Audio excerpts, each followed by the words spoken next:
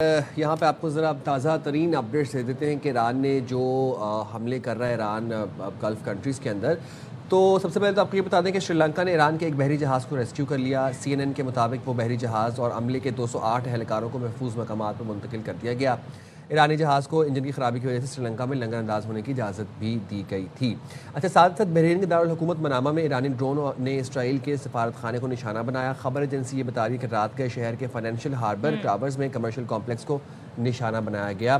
تو جہاں جہاں پر یہ میزائلز انٹرسیپٹ ہو رہے ہیں اس کے بعد ان کا ڈیبری ہے وہ جب جا کے گرتا ہے تو اس سے پھر آگ لگتی ہے. صورتحال بالکل ایسی. اچھا جی، اب کچھ دعوے بھی ہیں، کچھ یہ بھی کہا جا رہا ہے جی ایکچولی یہ اسرائیل ہے جو یہ سب کر رہا ہے تاکہ باقی ملک بھی اس جنگ میں انوالو ہو جائیں. بات کر لیتے ہیں ماہر بین الاقوامی امور ڈاکٹر ہما بقائی ہمارے ساتھ ہیں. Thank you so much doctor ہما فار جوائننگ اس. بتائیے گا، ایران نے کہا جا رہا ہے ترکیہ ہو گیا، آذربائیجان ہو گیا اور دیگر ملکوں پر شہری علاقوں پر میزائل اور ڈرون سے حملے کیے، لیکن ایران مسلسل انکار کر رہا ہے. تو آخر اس کو ہم کیسے انالائز کریں؟ اگر ایران نہیں ہے تو یہ پھر حملے کون کر سکتا ہے؟ میرے خیال ہے لارجلی یہ سمجھا جا رہا ہے کہ اس کے پیچھے شاید اسرائیل کی ڈیسپریشن اور فرسٹریشن ہے، جہاں وہ پہلے اس نے کوشش کی تھی کہ جو گلف سٹیٹس ہیں وہ ایران سے بھڑ جائیں گی تو کانفلکٹ کا رخ مڑ جائے گا. لیکن آپ نے دیکھا کہ وہاں سے یہ شکایت آئی کہ امریکہ نے ہمیں ابینڈن کیا اور اب انہوں نے کہا ہے کہ ہماری ایئر سپیسز یا ہماری سی سپیسز ایران کے خلاف استعمال نہیں ہوں گی. اور ایران کے ساتھ بھی وہ ڈیفینسو پر ہیں، مطلب وہ حملہ نہیں کر رہے ہیں.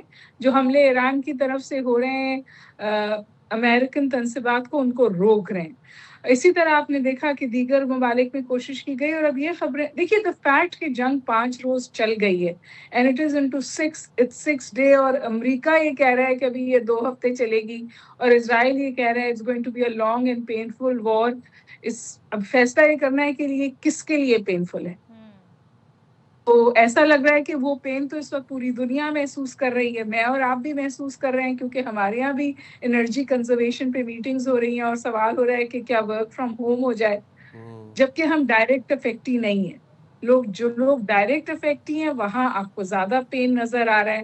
ایران کی سسٹیننس اسرائیل اور امریکہ کی کمزوری بھی ہے اور ان سم ویز ڈیفیٹ کا عکاس بھی ہے، کیونکہ جو لوکل سمجھیے ایپیٹائٹ ہے وار کے لیے بالخصوص امریکہ میں وہ ختم ہوتی جا رہی ہے، بلکہ شروع سے ہما بقائی صاحبہ امریکہ اس وقت 36 ٹریلین ڈالر ڈیٹ کے اندر ہے، اور ساتھ ہی ساتھ جو وار کاسٹ ہے وہ ایران نے اتنی بڑھا دی ہے کہ ایک تو وہ جو ہم نے سوشل میڈیا پر خبریں دیکھ رہے ہیں کہ جہاں پر وہ پینٹ کیا گیا رن وے کے اوپر جہازوں کو، اور اس کے بعد وہ ایگزیکٹلی $10 کا وہ جہاز پینٹ ہوا اور اوپر سے وہ لاکھ ڈالر کے میزائلز پھینکے انہوں نے. دوسری بات یہ ہے کہ ایک جو آپ کا 50,000 کا ایرانین ڈرون ہے اس کو انٹرسیپٹ کرنے کے لیے US پیٹریٹ انٹرسیپٹر میزائل جو ہے وہ کم سے کم $3-4 ملین کا ہے.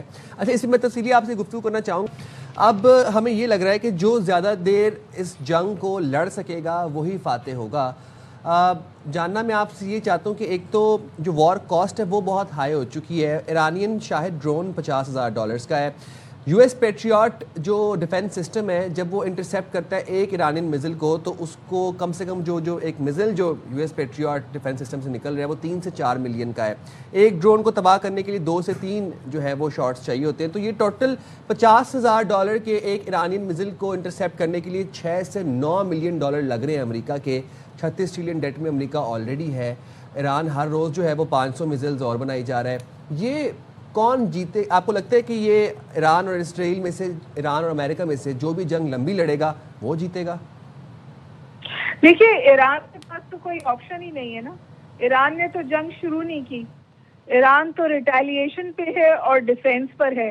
اور امریکہ کی جنگ اس سوچ کے ساتھ شروع ہوئی تھی کہ نہ ایران ریٹیلیٹ کر سکتا ہے نہ وہ سسٹین کر سکتا ہے. تو ان کا وار کیلکولس خراب ہوا ہے. اور دوسری بات یہ کہ اس کو اب جو انگریزی زبان میں بہت ساری اصطلاحیں استعمال ہوتی ہیں تو اس میں اس کو اس وقت ویئر ہاؤس وار کہا جا رہا ہے، یعنی کس کے پاس زیادہ سٹاکس ہیں. اور جیسے آپ نے کہا، ایران جو ہے اس نے کہا ہے ہم اپنے میزائلز خود بنا رہے ہیں، اور اس وقت تقریباً کنفرمیشن ہے کہ ان کو تھوڑی بہت اس حوالے سے چائنیز سپورٹ بھی ہے. اس پوری چیز میں جو میرے خیال نئی ڈیولپمنٹ ہے وہ یہ ہے کہ چائنا کھل کر اس طور تو سامنے نہیں آیا ہے کہ وار پچ پر بات کرے، لیکن اب وہ ایکٹیو ڈپلومیسی کے لیے سامنے آ رہا ہے، اور ہو سکتا ہے ایکٹیو ڈپلومیسی کامیاب ہو جائے، کیونکہ بیچ میں پریزیڈنٹ ٹرمپ نے کہا تھا کہ ہم بات چیت کرنے کو تیار ہیں، اور ایران نے کہا تھا کہ اب ہم بات چیت کرنے کو تیار نہیں ہیں. لیکن کیونکہ ایران پلر ہے چائنیز آرکیٹیکچر کا اس خطے میں، تو اگر چائنا میرا خیال ہے وہ واحد ملک ہے جو ایران کو دوبارہ نیگوشیٹنگ ٹیبل پہ لا سکتا ہے، اور وہاں پر کہیں امریکہ کو بھی بیک آف کرنا پڑے گا، کیونکہ ایران تو اب جو ڈسٹرکشن ہے اس کے وہ برداشت کرنے کو تیار ہے، اور وہ ہٹ بیک کر رہا ہے، اور وہ اپنے میزائل پروگرام کو بھی انڈر گراؤنڈ لے گیا ہے. جب آپ اپنے میزائل پروگرام کو انڈر گراؤنڈ لے جاتے ہیں تو اس کا لانچ ڈیٹیکشن بہت مشکل ہو جاتی ہے. اور یہ جو ان کی اسٹریٹجی ہے کہ جی عراقی خردز کو انگیج کر لیں اور وہ ایران میں دخل اندازی کریں، تو جو اپنے ان کے امریکنز ہیں وہ کہہ رہے ہیں کہ پھر ان کو ایران کی جغرافی کی سمجھ نہیں ہے. اور یاد رکھیے کہ ایران نے عراق کے ساتھ 7 سال جنگ کی ہے. واٹ ڈز اٹ انڈیکیٹ ہما صاحبہ، جب یہ جو جی سی سی کنٹریز ہیں یہ بار بار یہ بتا رہی ہیں کہ جی ہم اپنی سرزمین ایران پر حملوں کے لیے استعمال نہیں ہونے دیں گے، اس کے پیچھے کیا پوری بیک سٹوری ہے؟ ظاہر ہے ایک ہم دیکھ رہے ہیں پیٹرول ڈالر جو ایک پالیسی ہے، جو کانٹریکٹ ہے، کیا وہ یہاں پر سبوتاژ ہوتا ہوا بھی نظر آ رہا ہے؟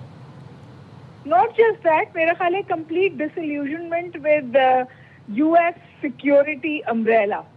دیکھیے ان تمام ممالک نے اڈے اپنے امریکی اڈے اپنے ممالک نے اس لیے اجازت دی تھی کہ انہیں اس کی وجہ سے ایک سیکیورٹی حاصل ہو، ایک ان کی سمجھیے سیفٹی کا انتظام ہو.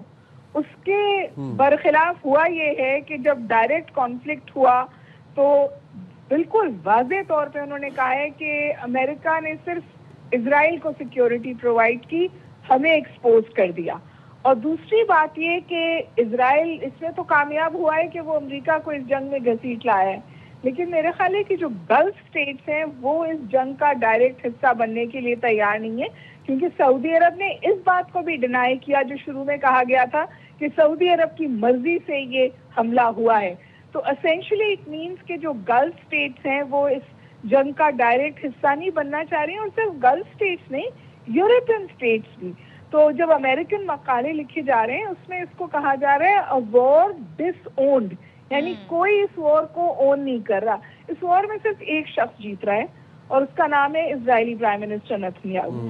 ان کے الیکشنز ہیں اور اس الیکشنز میں جانے کے لیے انہیں کچھ چیزیں کرنی ہیں، اور یہ ان کی سروائیول اسٹریٹجی ہے. اور گلف اسٹیٹس کو تو ایران جو ہے وہ باقاعدہ انوائس بھیج رہے کہ see this is what it cost to host America.